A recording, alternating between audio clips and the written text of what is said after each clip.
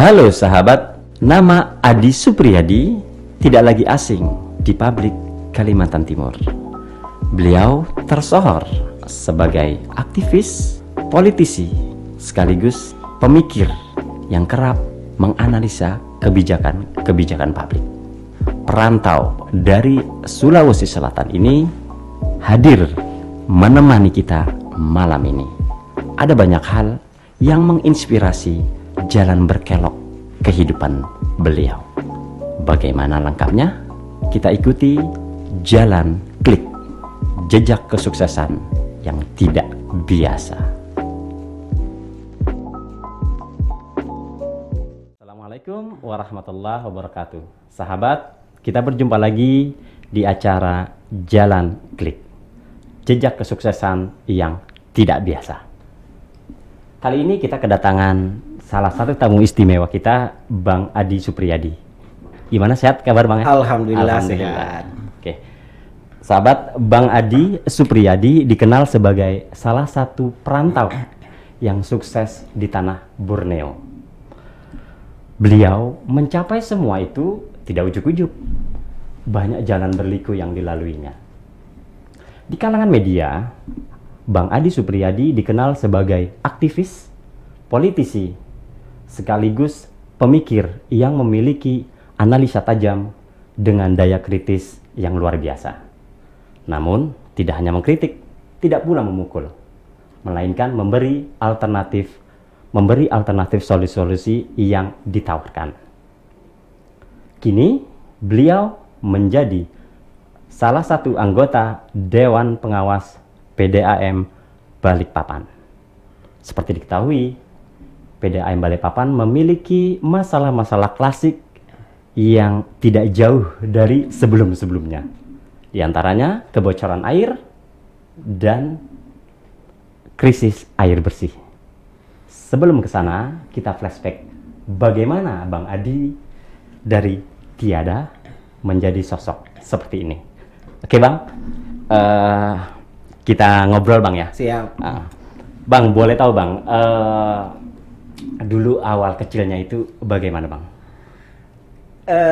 Masa kecil sama aja ya, saya pikir sama dengan anak-anak yang lain. Tapi sebenarnya ada satu masa kecil saya itu kira-kira umur SD lah ya, SD sampai kira-kira umur SMP kelas 2 lah kira-kira. Di kota? Di Bulukumba, salah satu kabupaten di Sulawesi Selatan. SD itu sampai kira kelas 2 SMP saya itu termasuk anak yang pemalu sebenarnya. Sangat pemalu bahkan. Kalau di sekolah ya. Introvert gitu ya? Bisa dikatakan introvert lah ya.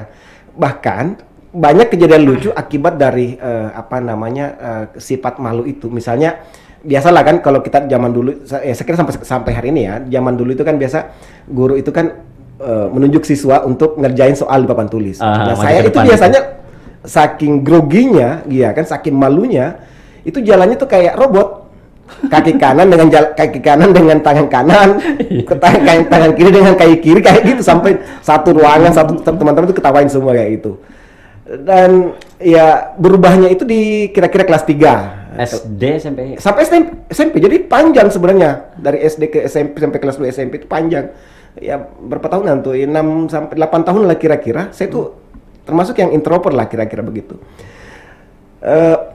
Agak berubahnya itu di kelas 3. Muncul sudah mulai bisa berpikir, bisa berpikir kayak gitu. Oh, ini enggak boleh nih. Enggak boleh seperti ini nih. Ini enggak boleh seperti ini nih.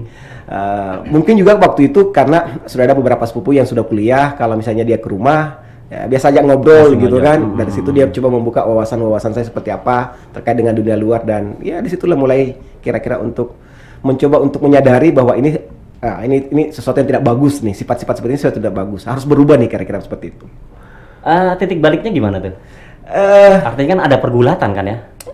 Secara ada perenungan lah ya, saya kira semacam perenungan lah ya, kontemplasi. Karena kan usia kelas 3 SMP itu kan kita sudah bisa berpikir ya, sudah mulai remaja, mencari jati diri lah ya. Remaja sudah bisa berpikir. Pada saat itu kemudian saya menyadari bahwa sifat malu, introvert seperti ini tidak baik untuk kira-kira masa depan saya lah, kira-kira gitu. Oh. Saya pada saat itu kemudian dari kira-kira berapa bulan lah kira-kira begitu, saya melakukan perenungan, kontemplasi sebelum tidur biasanya, ya kan, sebelum tidur malam gitu. Saya bilang saya memutuskan saya harus berubah. Saya harus berubah, saya harus terbuka, saya harus bergaul, tidak boleh malu, saya harus percaya diri. Jadi situ kemudian, pelan-pelan muncul rasa percaya diri. Dan kemudian mau terbuka, mau bergaul, mau berteman, dan mau berinteraksi dengan dunia luar lah. Dari mana itu? Artinya kan tidak mudah. Tidak mudah prosesnya. Meyakini diri sendiri atau? Ini lucu ya. Saya agak lucu masa kecil saya. Di masa periode yang panjang ini, kira-kira 8 tahun masa kecil saya itu SD sampai kelas 2 SMP. Kalau ada tamu ke rumah, ya kan? Kalau ada tamu ke rumah, bahkan event itu adalah keluarga, saya masuk kamar, saya kunci saya punya kamar. Saya punya kamar. Bahkan ada satu ketika saya itu kelaparan, ya kan, pulang sekolah, kita lapar belum makan siang lah gitu kan. Ada tamu datang, saya masuk kamar, kunci dalam kamar, itu sampai gemetaran, badan itu gemetaran, satu badan gemetaran itu karena sakit laparnya. Tidak mau buka pintu, tidak mau ketemu sama orang.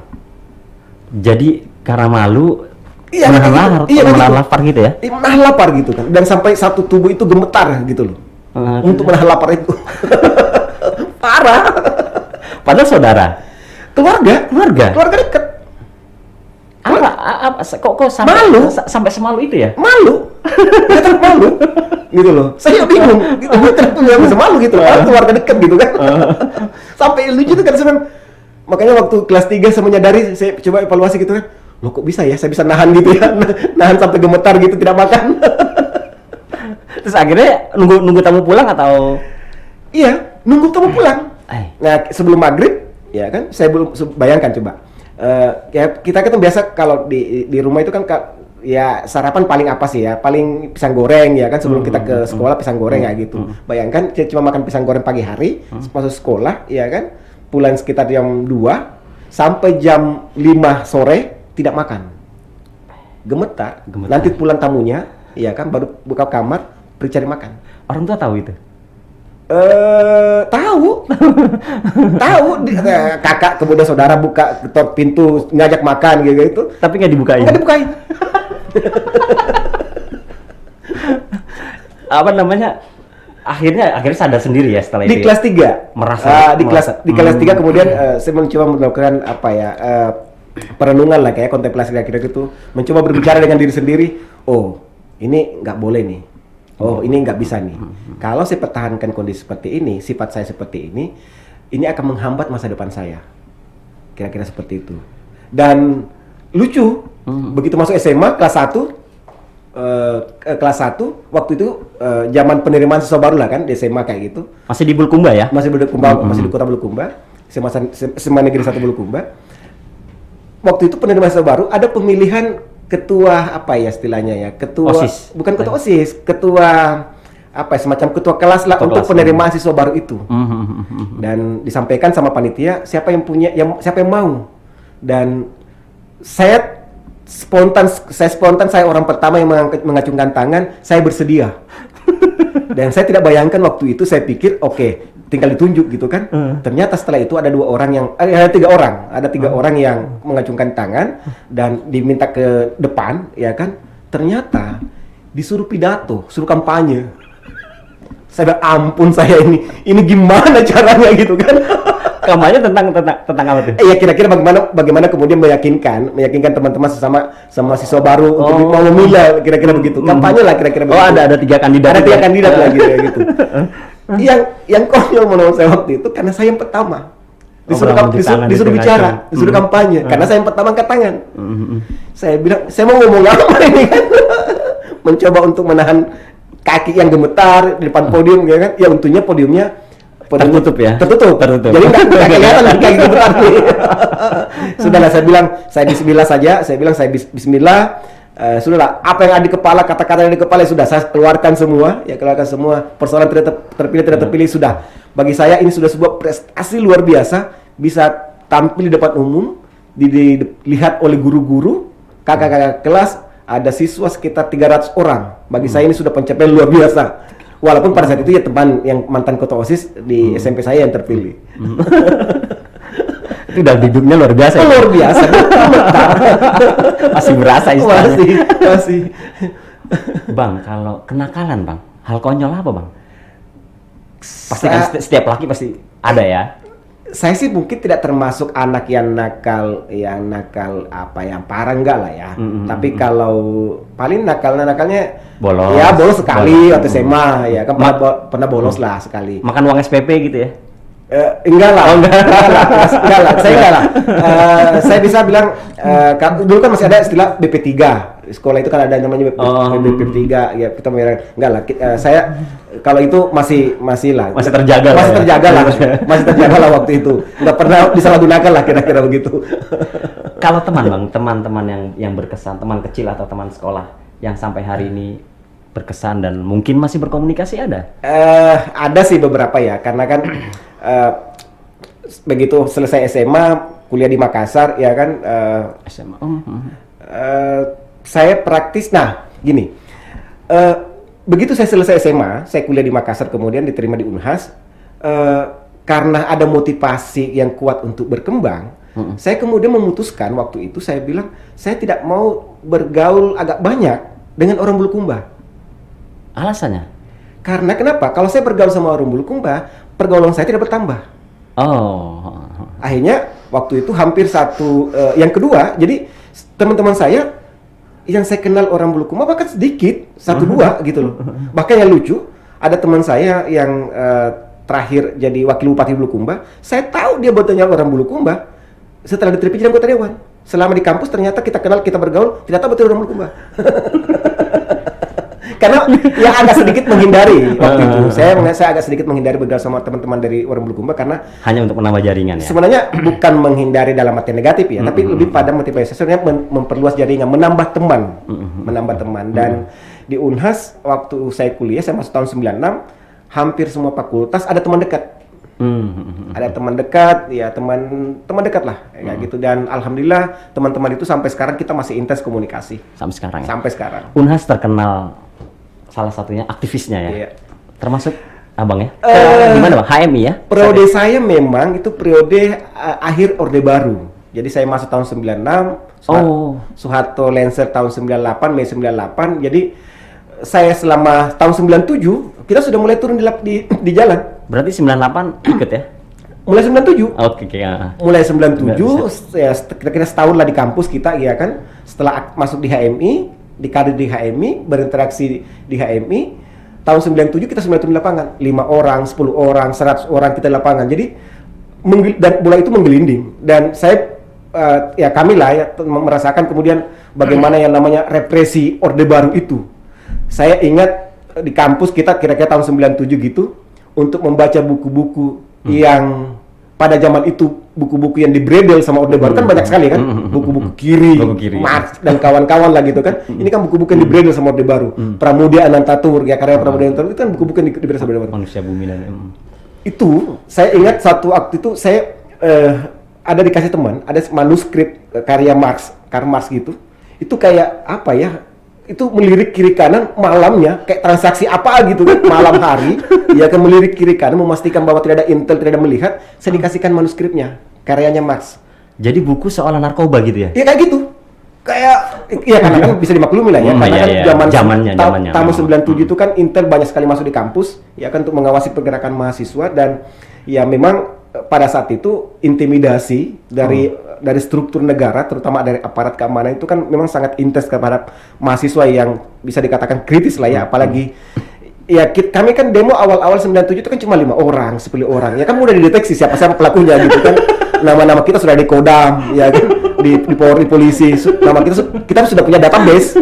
Kayak gitu. Dan itu menggelinding di sampai tahun 98 kita masih aktif turun di jalan untuk kemudian bagaimana menumbangkan Orde Baru.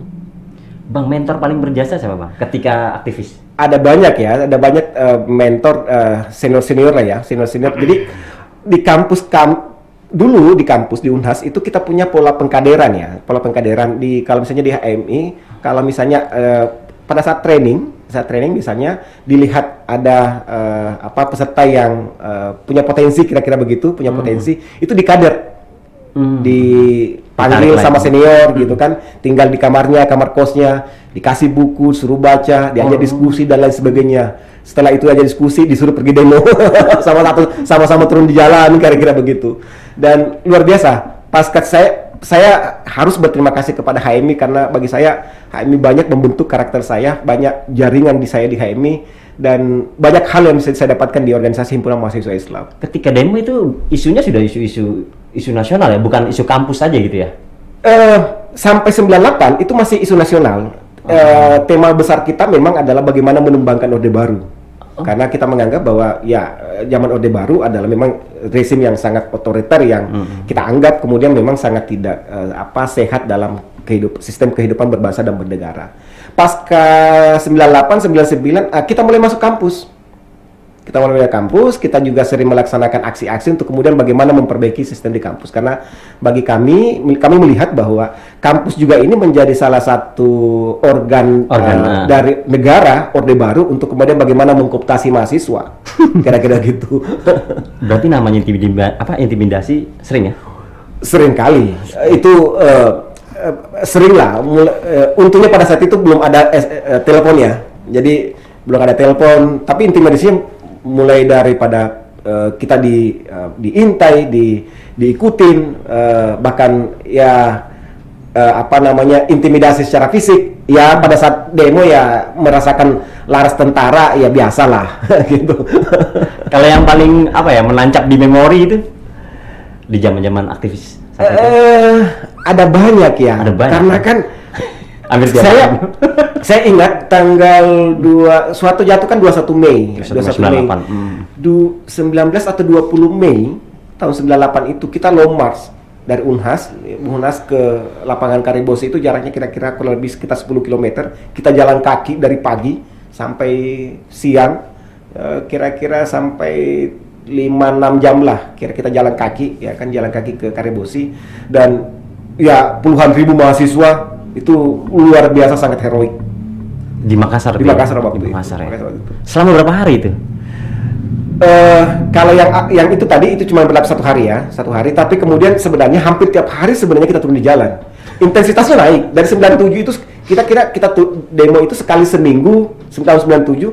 Mulai masuk Januari 98 itu hampir tiap hari.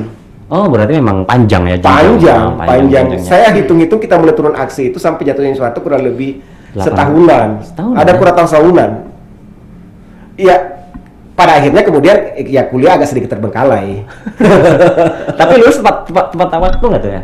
Apanya? Lulusnya berapa tahun? Nah, ya saya sih mungkin agak sedikit agak cerdik lah sebagai seorang mahasiswa.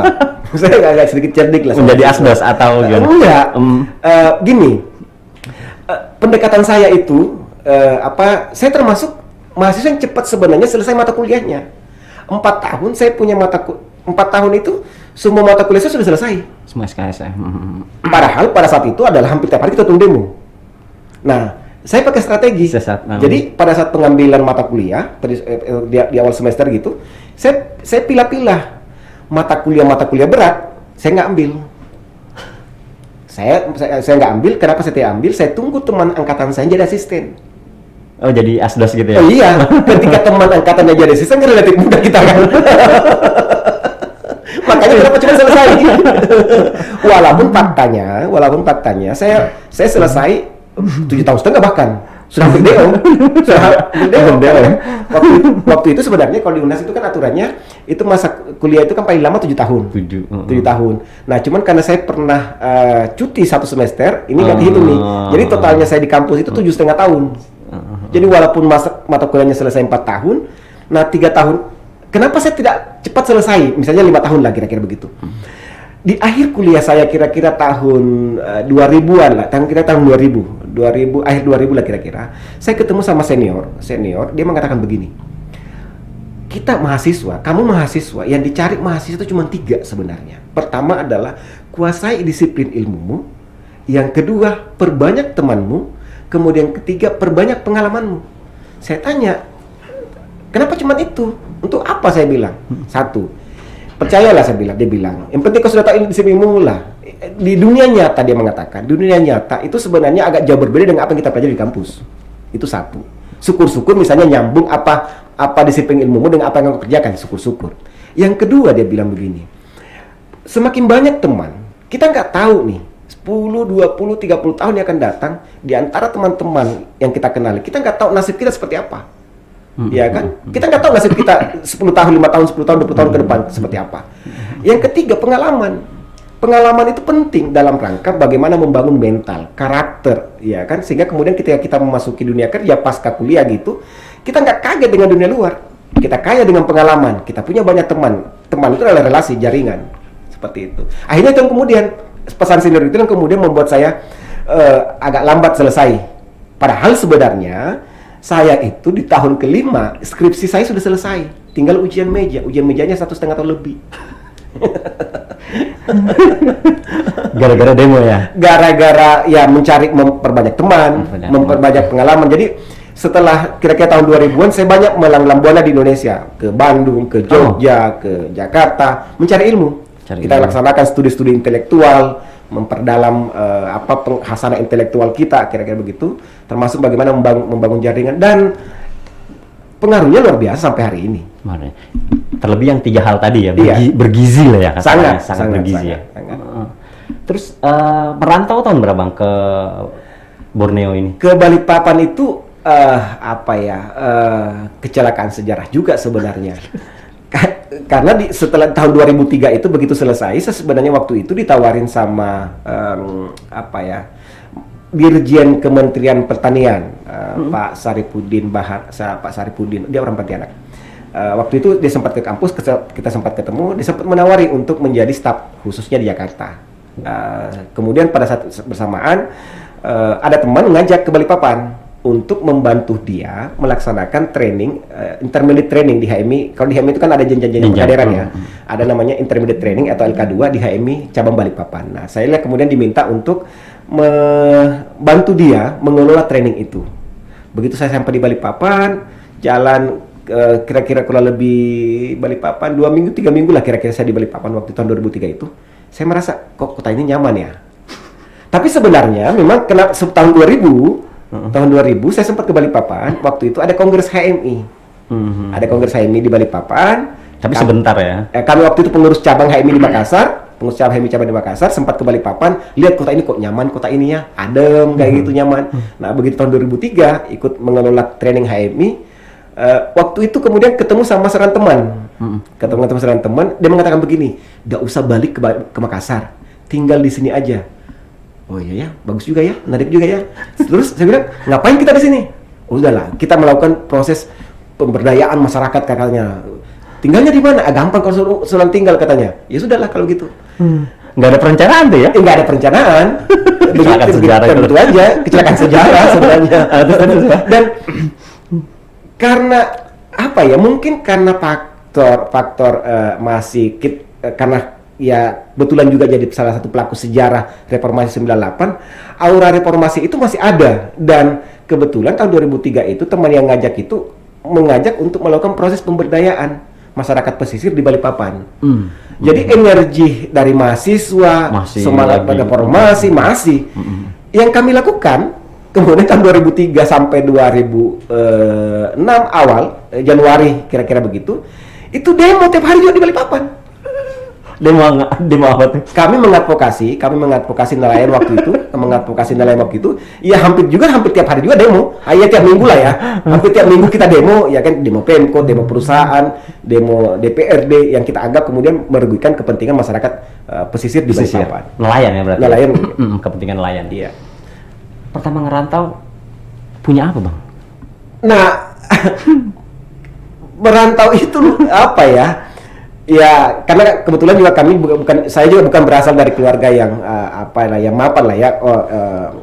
Ibu guru, guru SD, guru SD, dan saya juga sejak kuliah juga saya kuliah itu tahun 96 kiriman saya cuma 50.000 loh. 50. Jadi, saya 50.000, dan pasca training HMI, ya sedikit balik ya kampus ya. Pasca training HMI itu saya kemudian mengikratkan pada diri, saya mengatakan begini. Dari 50.000 ini saya setiap bulan wajib punya buku baru. Jadi dari 50.000 itu saya alokasikan sekitar 15.000 sampai 20.000 itu untuk beli buku. Buku kiri? Enggak juga? Iya sama banyak semua lah. Saya suka dengan ya karena memang zamannya waktu itu zaman perlawanan lah ya. Zaman perlawanan ya kita pasti banyak mengkonsumsi mencari buku-buku ya buku kiri lah gitu kan. Karena kan gitu. buku-buku kiri itu kan memang buku-buku yang bisa membakar semangat, buku-buku perlawanan lah kira-kira begitu. Nah, jadi untuk makan itu cuma sekitar 30.000. Ya 30.000 tidak cukup sampai 1 bulan lah. Nah, untungnya karena banyak teman, itu dia. Untungnya karena kita banyak teman, banyak jaringan, akhirnya ya lapar ya. Kita pernah merasakan lapar, tapi alhamdulillah karena banyak teman, yaudah biasa traktir, biasa apa gitu kan, ada training kita dikasih makan kayak udah begitu. Itulah kemudian bagaimana kita bisa survive. Dan karena orang tua juga bukan keluarga berada, saya tidak pernah merepotkan orang tua. Jadi ke Balikpapan itu saya ingat satu tas itu sudah tas kumal lah ya, sudah dari sebesar satu tas itu dipakai, ya kan sudah 7 tahun, ya udah kumal lah tas itu. Tas kuliah ya? Iya tas kuliah lah ya. Isinya cuma 2 lembar baju kaos, 1 kemeja, 1 celana pendek. Itu modalnya ke Balikpapan tuh. Cuma modalnya ke Balikpapan. Asli nggak bawa koper, nggak bawa apa-apa? Nggak ada ya. Modalnya itu aja.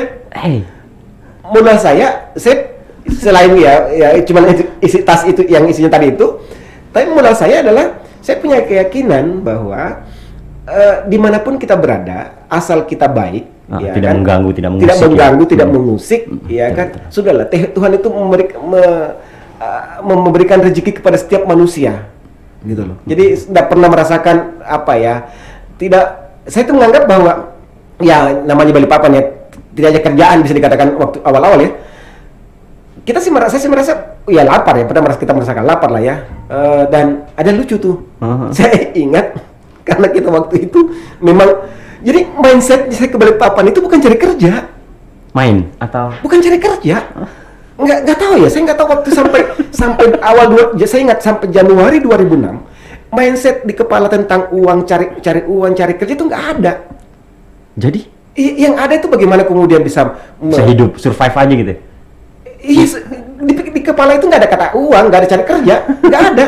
Sampai bahkan karena kita ya minim sekali lah ya. Waktu itu kita sih sempat kita sih dapat kerjaan dari dari misalnya proyek-proyek waktu itu kan banyak ya dari NGO ya kan, dari Bank Dunia itu yang kemudian teman-teman kelola ya kan. Dari situ kemudian ada sedikit hasilnya ya, belikan Indomie ya kan, beli tahu tek. Dan ini yang lucu soal tahu tek nih. Karena saking lamanya, saking tiap harinya kita makan tahu tek. Iya kan? Sampai kemudian itu saya pernah enek mencium baunya saja tahu tek itu memuntah. Ya karena nggak ada pilihan. Waktu itu kan pilihan kita Indomie. Waktu itu kan Indomie lah kan. Tahu tek waktu itu tahun 2006 harganya masih sekitar 3.000. Iya, masih 3.000-an lah. 2006. Masih 3.000-an lah.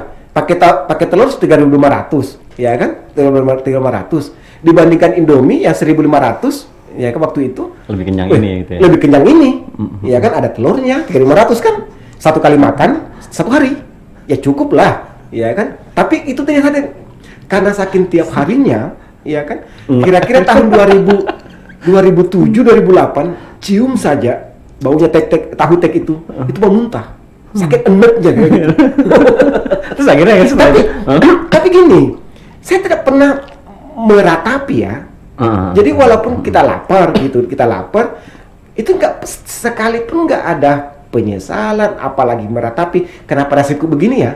Nggak ada sedikit pun perasaan enjoy aja. Perasaan menderita itu nggak ada, happy aja. Apa tuh yang membuat itu? Karena banyak teman atau mungkin karena banyak teman ya, banyak teman atau mungkin juga karena faktor kita udah biasa ya dari kampus ya, biasa aja. Gini, saya tidak pernah menganggap masalah itu bagi saya masalah itu tergantung persepsi. Iya. Kalau misalnya kita anggap itu masalah, ya kan jadi masalah. Anggap besar-besar. Iya, atau besar kesannya masalah itu kan tergantung persepsi kita. Tergantung bagaimana kita memperlakukan masalah itu. Kalau saya tidak menganggap lapar itu sebagai sebuah masalah.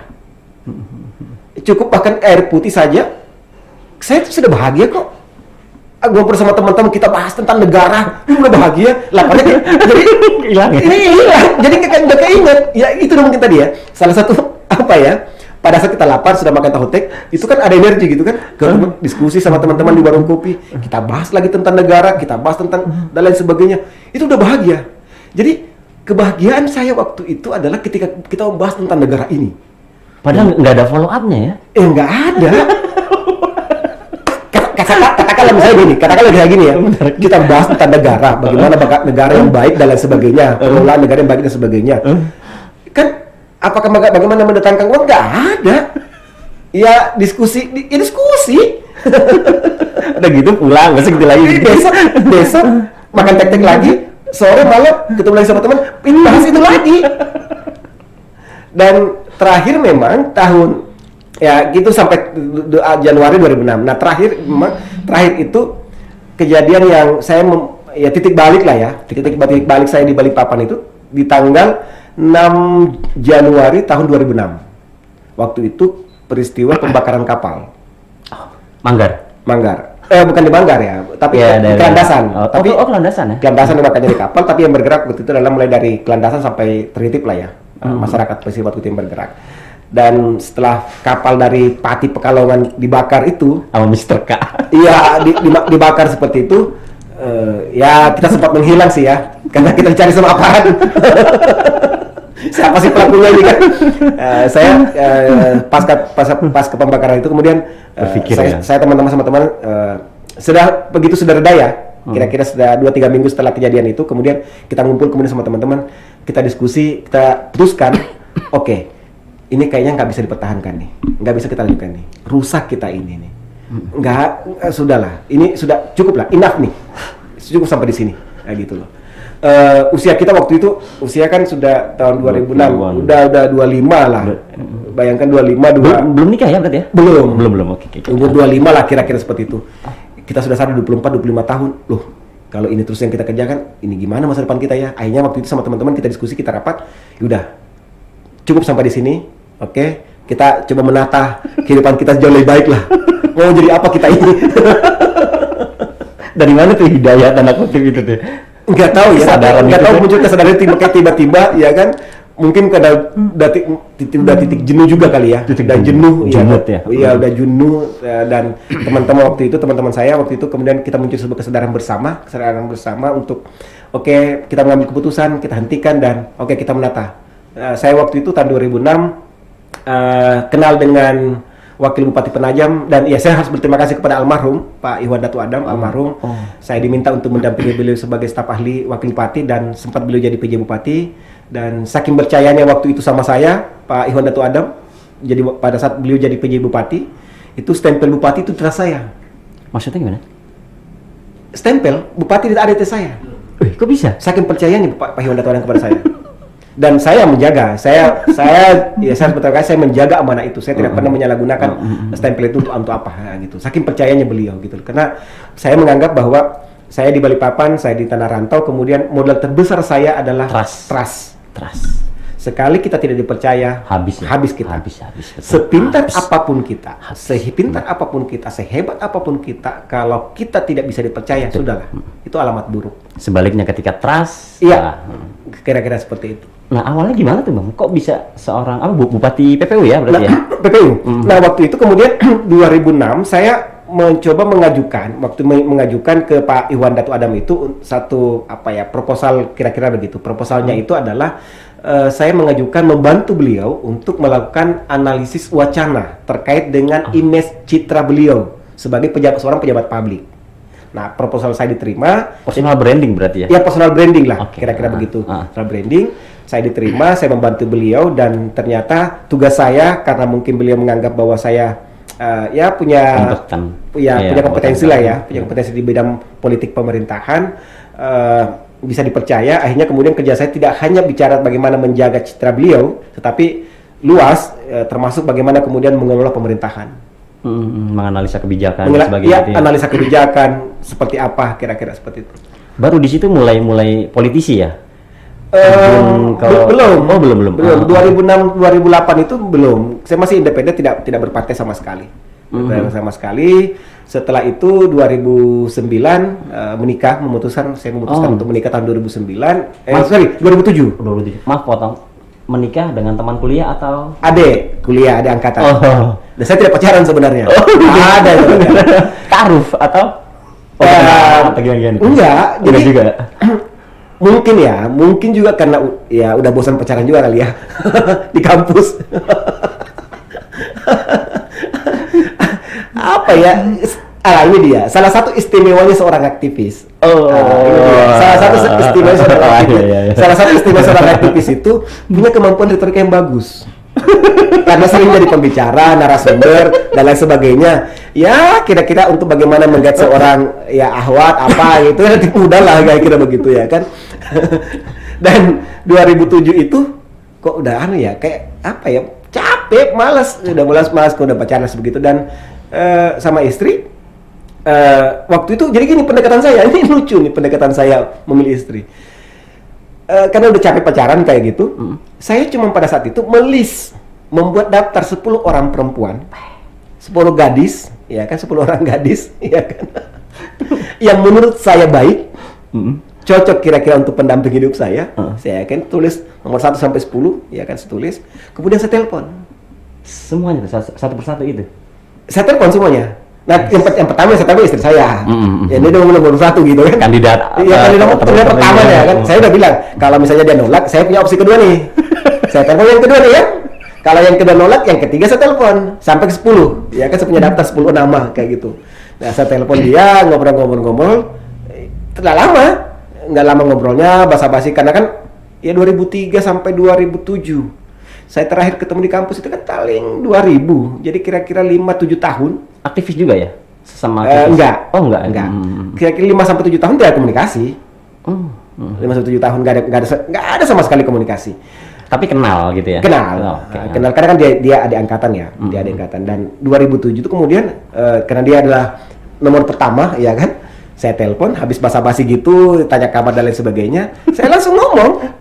Saya nggak nanya, saya bilang mau nggak jadi pacar? Enggak. Saya cuma langsung nanya, kamu nggak jadi istriku? Itu aja. saya butuh jawaban ya. Kalau misalnya ya ditanya sih ya, namanya perempuan ya, ini bercanda atau serius? Kok bisa kayak gini ya kan? Tiba-tiba kayak gini. Nah iya kan. Pasti kaget lah. Pasti iya, kaget lah ya. Pasti semua perempuan pasti kaget lah ya ketika kita mendapat pertanyaan seperti itu. Dan ya dia cuma terakhir ngomong, ya kalau yang serius ya udah ke Makassar, ketemu sama orang tua.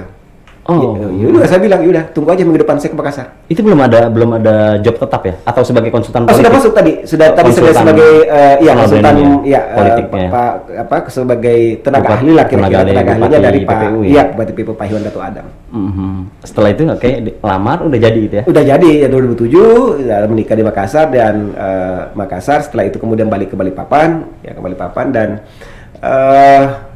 habis itu setelah di PPU saya kemudian sempat diterima juga ya, dipanggil sama seorang senior di Samarinda untuk bergabung di NGO-nya Yayasan Laras Foundation untuk melakukan pendampingan di komunitas HIV AIDS kayak gitu. Dan sekitar 2000 ya kurang lebih 2-3 tahun lah. 2-3 tahun saya terlibat di aktivitas HIV AIDS di Kalimantan Timur.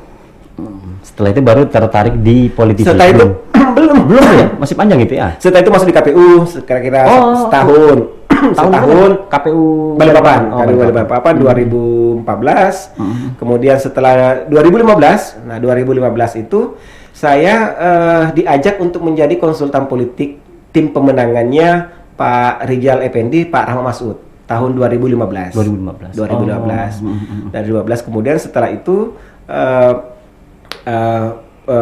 alhamdulillah kemudian Pak Rijal, Pak Rahmat kemudian terpilih sebagai wakil wali kota Balikpapan 2015-2020. Saya kemudian diminta sama Pak Rahmat yang wali kota Balikpapan hari ini untuk kemudian mendampingi beliau dalam rangka bagaimana membantu beliau dalam menjalankan pemerintahan. Jadi kalau sebagai konsultan diawali dari PPU itu ya? Iya. Dari PPU dari ya? PPU. Dari PPU ke Balikpapan gitu kan? Iya. Terus baru setelah itu masuk di partai ya? Nah, begitu Pak Rahmat, ya Pak Rahmat terpilih 2000 sebagai wakil wali kota 2015, 2016. 2016, Pak Rahmat kemudian itu menjadi ketua Golkar. Ketua Golkar tahun 2017. Nah, tahun 2017 saya kemudian diajak oleh Pak Rahmat masuk di Partai Golkar. Saya dikasih posisi sebagai wakil ketua bidang keanggotaan dan kaderisasi. Kayak gitu. Baru setelah itu resign ya? Setelah itu kemudian setelah itu Pilkada 2000 terakhir kemarin 2020 20 ya? 2020 saya menjabat sebagai sekretaris tim pemenangan. Tim pemenangan. Tim pemenangan Rahmat Tohari waktu itu, sekretaris tim pemenangan Rahmat Tohari. Dan setelah itu kemudian saya diminta sama Ketua DPRD Pak Abdullah untuk membantu beliau sebagai kelompok pakar. Jadi kelompok pakar DPRD ya? Kelompok pakar ya? di parlemen, kelompok pakar DPRD Kota Balikpapan. Banyak membantu Pak pimpinan waktu itu. Jadi kelompok pakar pimpinan DPRD Balikpapan banyak membantu kerja-kerja di bidang kan ada hukum. Hampir semua. Hampir semua. Hampir semua baik di bidang legislasi, pengawasan ataupun di budgeting. Jadi kita banyak melakukan kajian, analisa terkait dengan misalnya pada saat penyusunan anggaran APBD, kami menyusun anggaran, melakukan telaah analisa terkait dengan potensi PAD Kota Balikpapan, dan kami kemudian merekomendasikan kepada pimpinan DPRD seperti ini, kalau misalnya bagaimana cara meningkatkan PD dan lain sebagainya. Terus terakhir baru sekarang ke Dewan Pengawas. Iya, sekarang PDAM ya betul. Dari situ kemudian baru 3 bulan juga. Baru 3 bulan. Kami dilantik tanggal 13 Juni. Juni ya. Juni 2022 sebagai Dewan Pengawas Kota Balikpapan. Oke, Bang. Oh ya, atau minum dulu, Bang. Biar enak kali ya.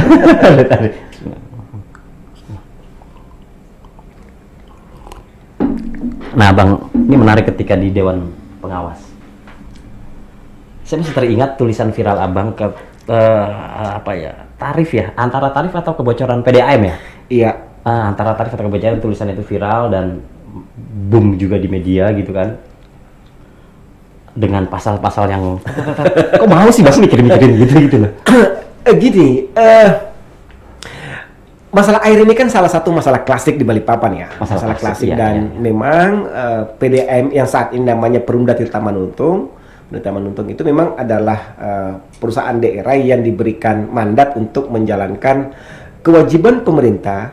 Jadi pemerintah itu di peraturan pemerintah nomor 122 tahun 2012 itu kewajiban bagi pemerintah untuk menyediakan air minum kepada masyarakat, kira-kira begitu, dan itu diserahkan kepada PDAM.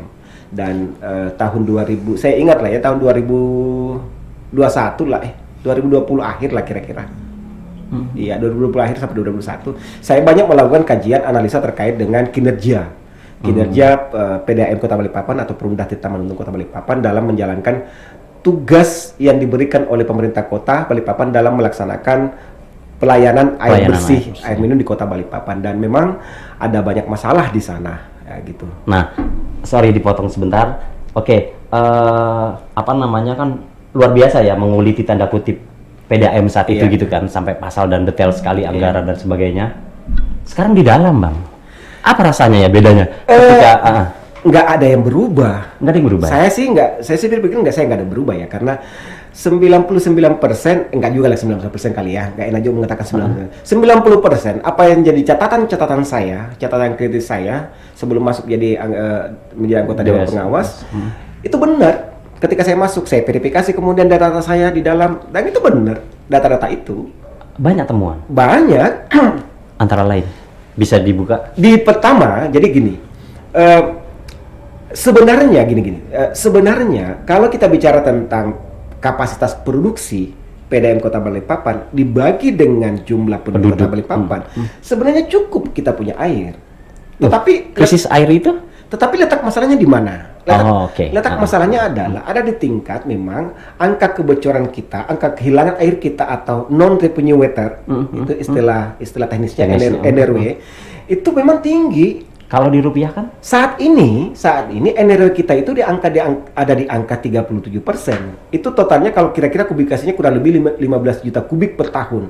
Yang kalau dirupiahkan kira-kira 150 miliar lah per tahun. Itu berarti menguap gitu aja uang kebakar. Hilang Kayak gitu.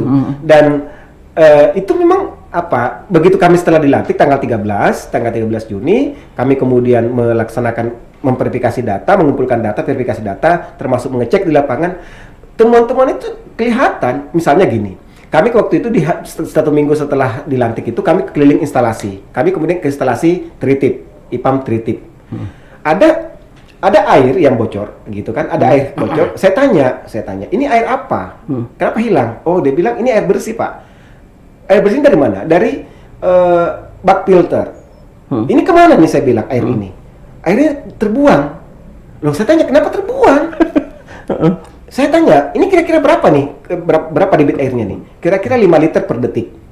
Sudah berapa lama? Sudah 3 tahun. Saya ambil kalkulator, ya kan? Saya ambil kalkulator, saya hitung 15 liter per detik. Kalau dikali sebulan, itu kurang lebih sekitar 15.000 kubik sebulan. Kalau dirupiahkan, kira-kira 150 juta sebulan. Selama 3 tahun itu dibiarkan bocor, hilang, air itu tumpah, tidak ditampung, itu nilainya kurang lebih 4,5 miliar. Bayangkan coba, selama 3 tahun air 5 liter per detik ini, 150 juta per bulan ini, itu dibiarkan hilang di depan mata. Direksi tahu itu, Bang? Pasti tahu lah, manajemen pasti tahu lah. Jadi apa yang menyiapkan? Zona nyaman? Nah, itu yang kemudian makanya Sistem, kemudian sebagai dewan pengawas kami waktu itu mengatakan kepada manajemen, kami kasih waktu paling lama 1 minggu ini selesaikan.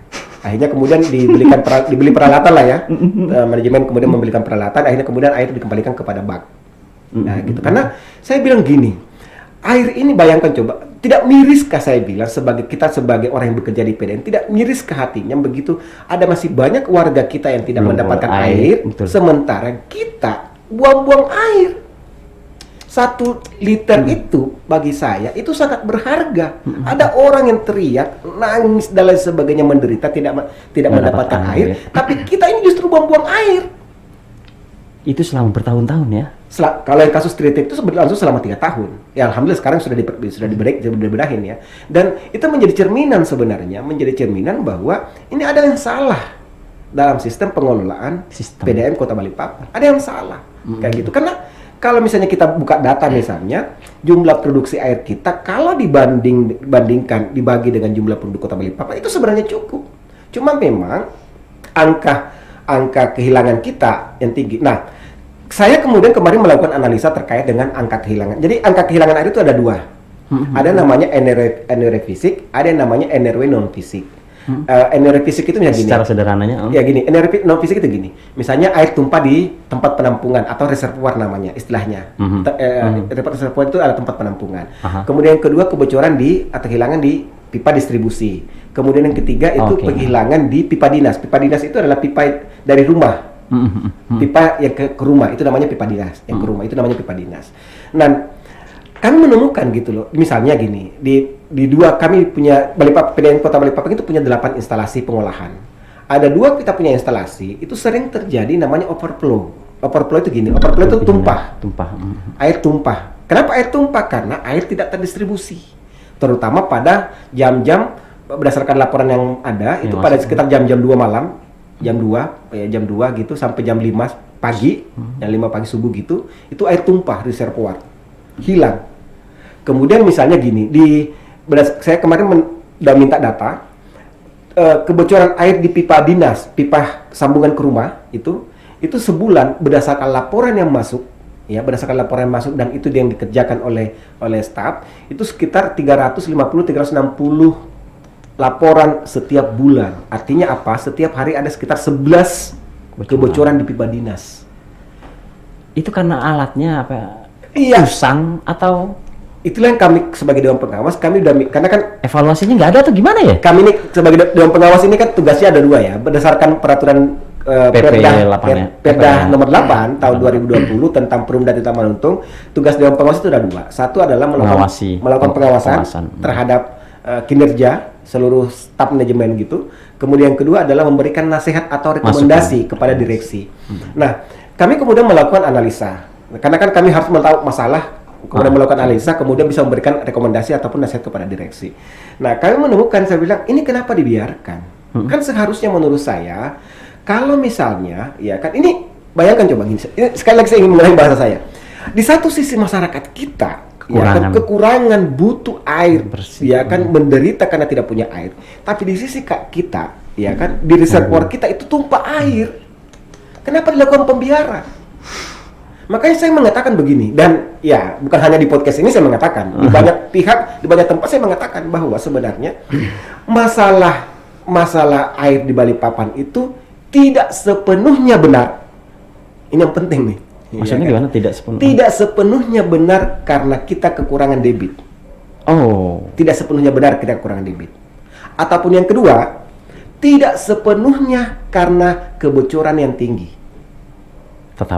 Tapi berdasarkan data yang ada, ya kan, pada bulan Mei tahun 2000, ini contoh ya, pada bulan Mei tahun 2002, pada saat itu bulan puasa, ya, pada saat bulan puasa, itu air yang terdistribusi, air yang terjual itu sekitar 2.497.000 sekian kubik. Ya kira-kira 2,5 juta kubik lah sebulan.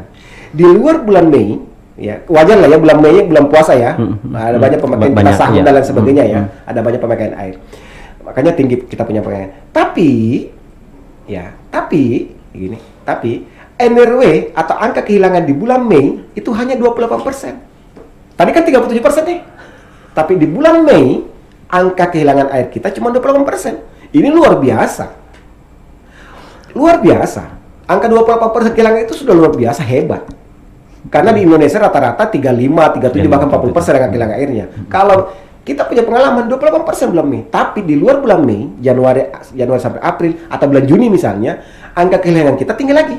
32, 34, 35, 37, kembali lagi. tapi sudah ada pembenahan, Bang ya? Ini sekarang kami lagi minta.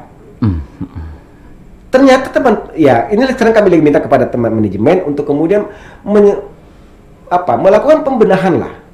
Gini, saya selama kami di 3 bulan lebih kami menjadi Dewan Pengawas, kami ingin mencoba mengajak manajemen gini, merubah mindset gini. Produksi air kita ini kan hitungannya detik, berapa liter per detik. Air yang kita jual juga hitungannya per detik, gitu loh. Saya ingin mengajak kepada teman-teman manajemen itu sebenarnya gini, karena hitungannya detik, maka mindset kita juga harusnya detik. Sistem kerja kita, pola kerja kita juga harusnya detik.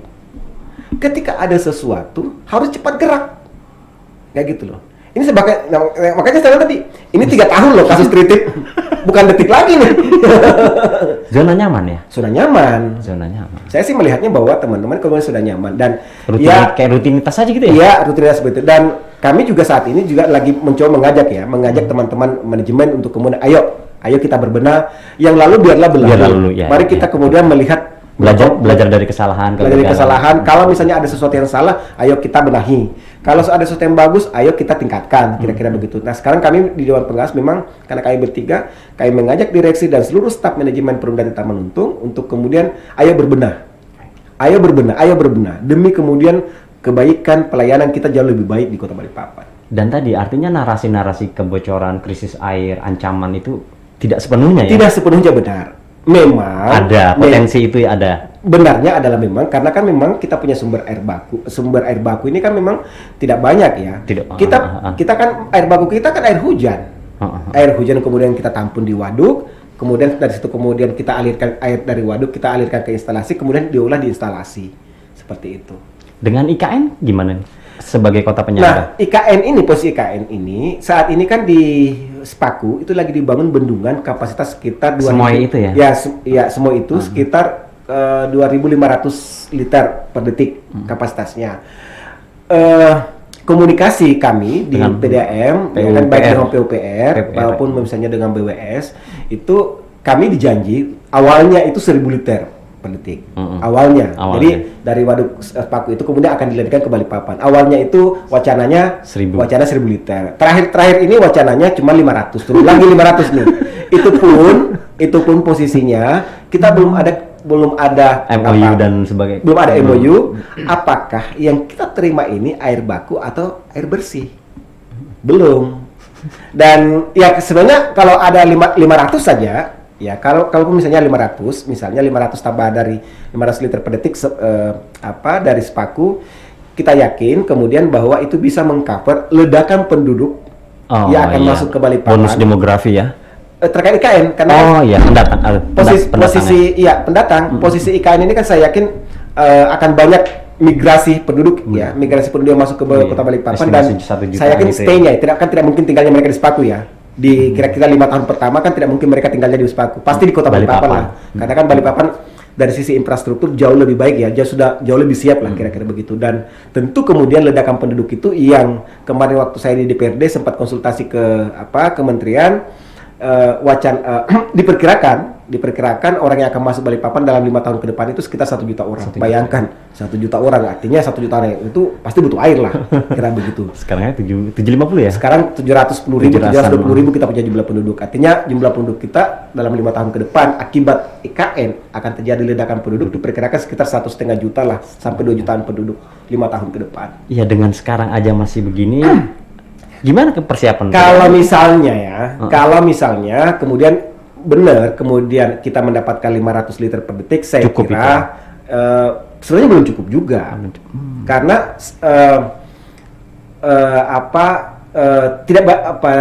belum cukup sebenarnya. Belum cukup ya? Belum cukup. 500 liter itu belum cukup untuk bisa mengcover misalnya tambah 1 juta penduduk ya. Paling nggak 1.000 ya? 1.000 liter lah ya? 1.000 liter lah kira-kira. 1.000 sampai 1.500 liter per detik itu kira-kira bisa mengcover kebutuhan. Karena kan sebenarnya perhitungan air itu kan sebenarnya gini. Rumusnya itu kan setiap orang per hari rata-rata untuk kota Balikpapan itu kan kebutuhan airnya sekitar 150 liter per hari.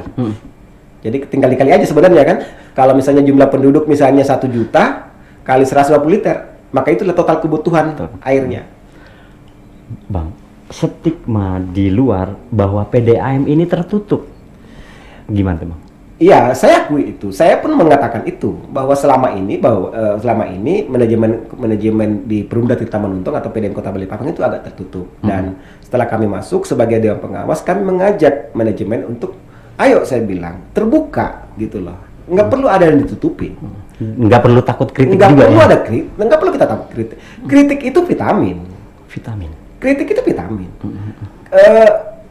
Kita harus open minded gitu loh. Pikiran kita harus terbuka. Walaupun abang tukang kritik dulu istilahnya. Oh iya. saya juga suka dikritik. Ayo, kalau memang karena kan yang bisa menilai diri kita secara objektif kan orang lain. Iya. Kecuali kan kita ini kan paling jarang melakukan kontemplasi ya. Gitu. Kita sini kan sangat jarang melakukan kontemplasi. Hanya orang-orang yang sering kemudian melakukan kontemplasi yang tahu tentang dirinya. Tapi kan kecenderungan kita ini kan jarang melakukan kontemplasi, perenungan dan lain sebagainya kan, sehingga kemudian yang tahu tentang diri kita kan orang lain. Nah, kalau ternyata memang kritikan, masukan dari orang lain itu benar, sudah kita terbuka, oke kita akui. Benahi gitu. Kita benahi, ayo kita berbenah. Gitu loh. Karena kan ada tanggung jawab yang dibebankan kepada kita sebagai orang yang bekerja di PDAM untuk memberikan pelayanan air kepada warga. Kalau salah, luruskan aja. Kalau salah, kita luruskan gitu kan. Ataupun kalau misalnya iya kan seperti itu. Kalau misalnya kritik itu salah, kan tinggal kita berikan data. Iya kan. Jadi kan kalau selama ini kan misalnya, jadi manajemen tertutup misalnya dengan tidak mau terbuka dengan data-data misalnya kayak gitu. Saya bilang, sudah buka aja datanya. Berapa sih sebenarnya produksi air kita? Berapa sih sebenarnya angka kehilangan air kita? Dan itu nanti ke depan akan dilakukan seperti itu ya? Saya selama kami masuk dari awal kami dorong direksi untuk itu terbuka gitu loh kepada siapapun. Karena di PP 122 tahun 2015 transparansi. Kemudian pelanggan itu punya hak di PP 122 itu diatur terkait dengan hak dan kewajiban pelanggan. Sampai hafal banget. Ya, sebagai anggota dewan pengawas wajib tahu. Ya kan? Wajib tahu segala regulasi lah ya yang berkaitan itu. Nah, di PP 122 itu diatur terkait dengan hak dan kewajiban pelanggan. Salah satu haknya pelanggan adalah mengetahui terkait dengan kinerja PDAM. Jadi apa yang terjadi di PDAM, pelanggan warga wajib tahu. Gitu loh, itu haknya warga. Bang, kasarannya nih, kasar. Iya. Tapi kan misalnya aja kan sebagai pengawas, terus direksinya bandel gitu kan. Lo nggak mau ini nih. Iya. Bisa nggak begitu ya?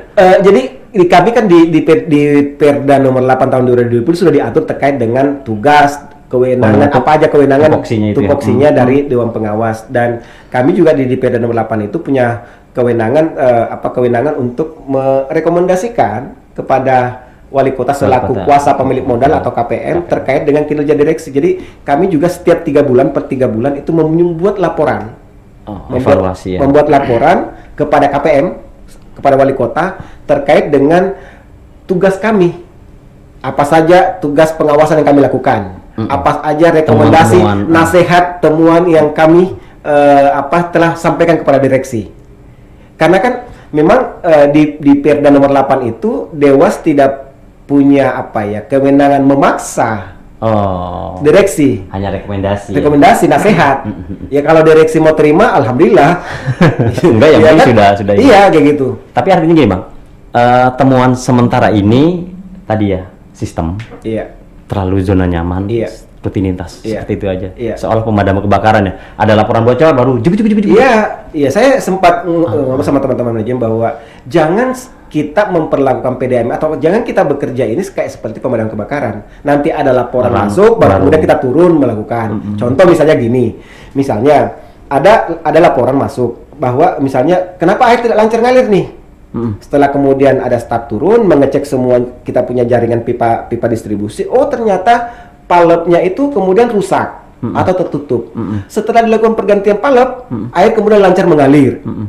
Nah, kami selaku Dewan Pengawas, kami sudah meminta kepada direksi agar ya kan merubah jangan pendekatannya pemadam kebakaran, tetapi harus ada monitoring secara reguler, secara periodik, monitoring terkait dengan jaringan pipa distribusi kita.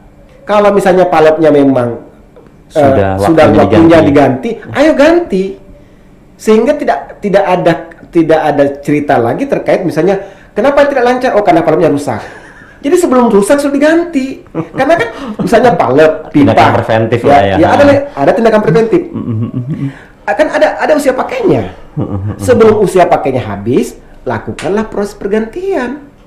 Seperti itu. Itu yang kami selalu nanti saya tekankan kepada teman-teman direksi dan manajemen. Selama ini enggak berarti ya? Selama ini tidak. Tadi rutinitas saja ya. Rutinitas selama ini tidak.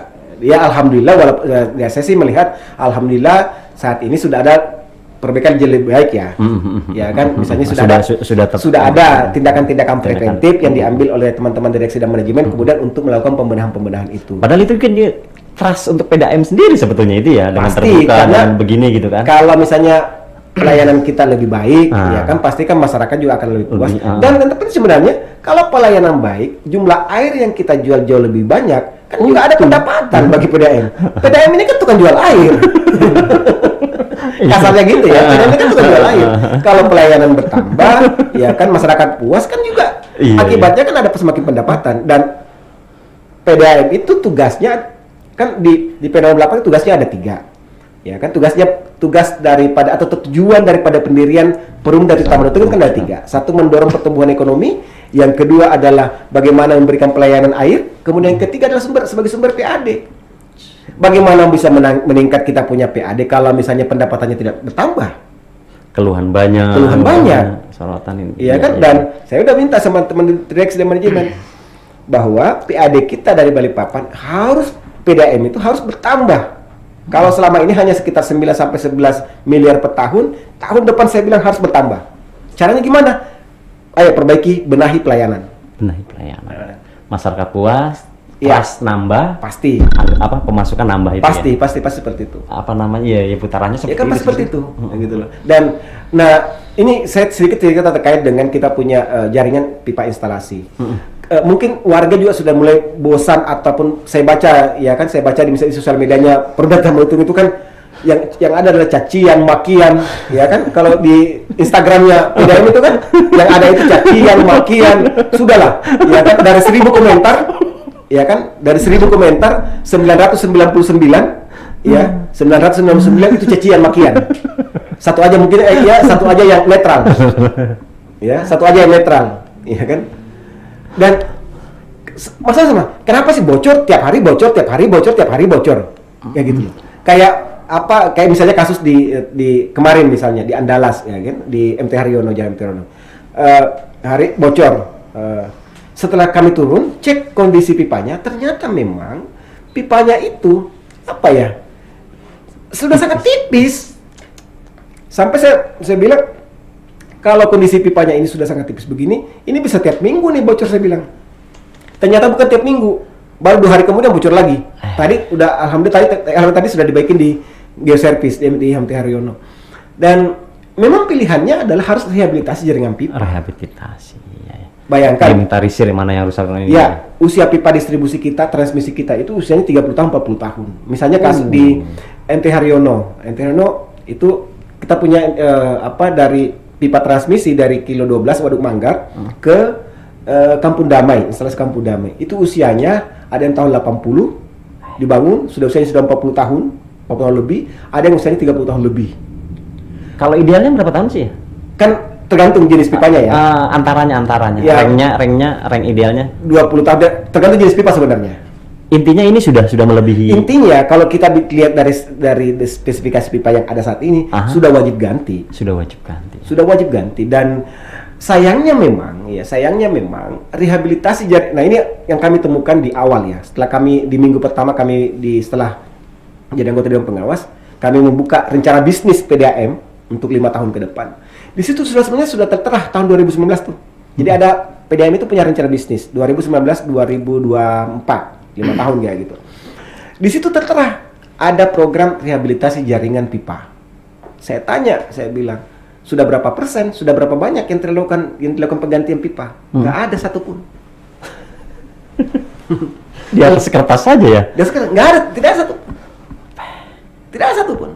Makanya saya bilang sama teman-teman direksi dan manajemen, program rehabilitasi jaringan pipa ini wajib segera dilakukan.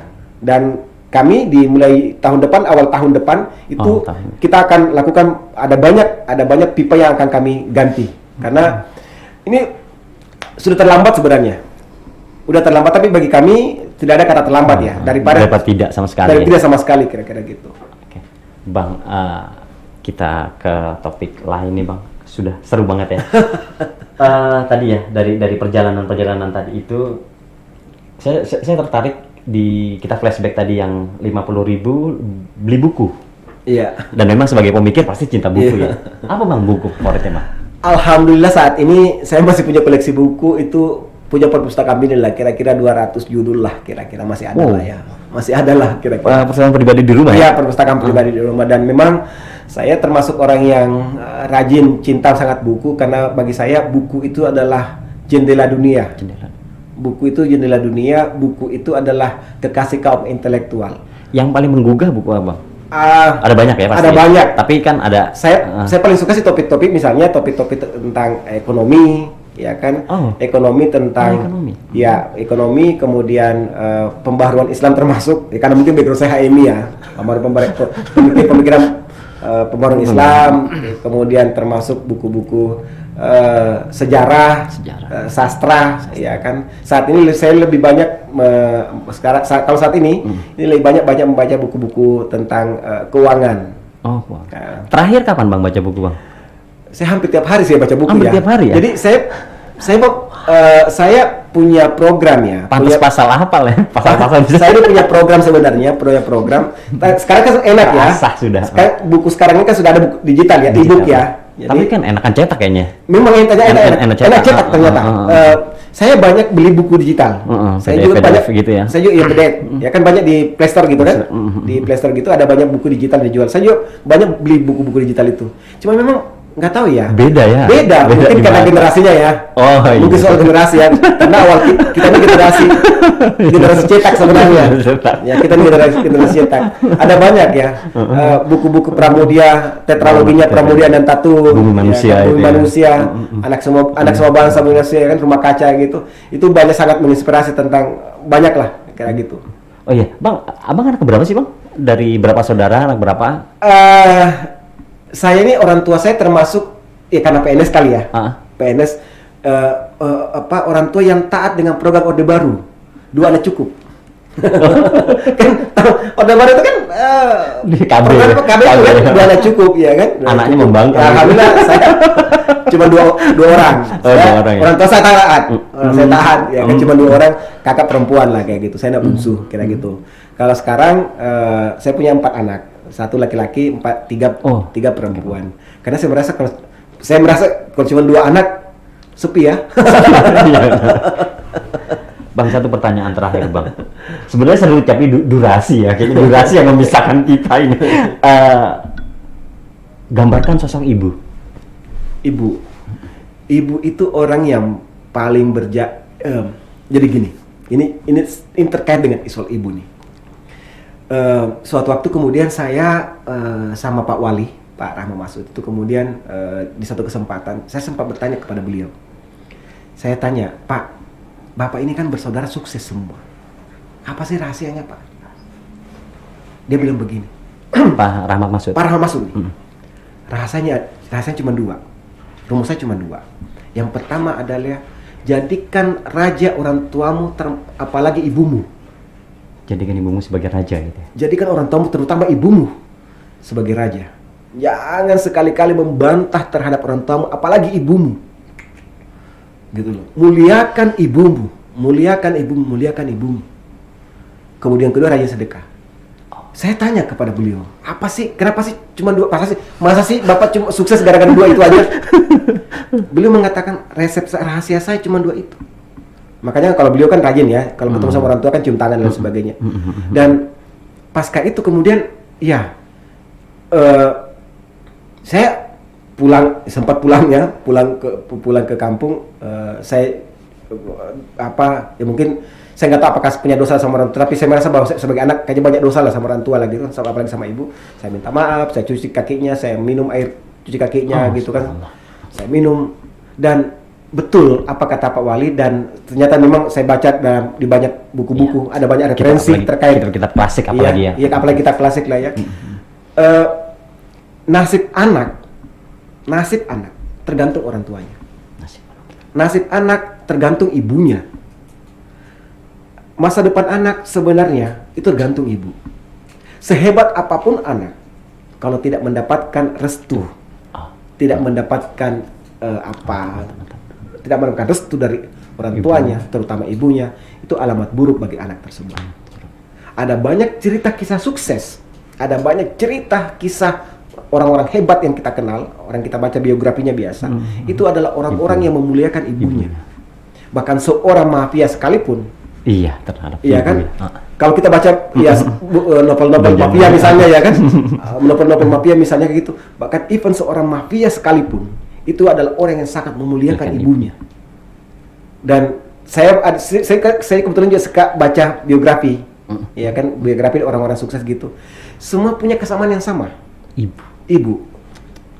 Dan itu juga yang saya tekankan kepada anak-anak saya tekankan kepada semua orang, anak-anak muda. Saya mengatakan bahwa sudahlah, sehebat apapun kamu, kalau kau tidak dapat restu ibumu, masa depanmu terancam lah gitu. Iya, kira-kira gitu. Tapi walaupun kapasitas kita terbatas, biasa-biasa saja, tapi kalau orang tua kita ikhlas memberi restu dan lain sebagainya, saya mendoakan kita, percayalah masa depan kita akan jauh lebih baik.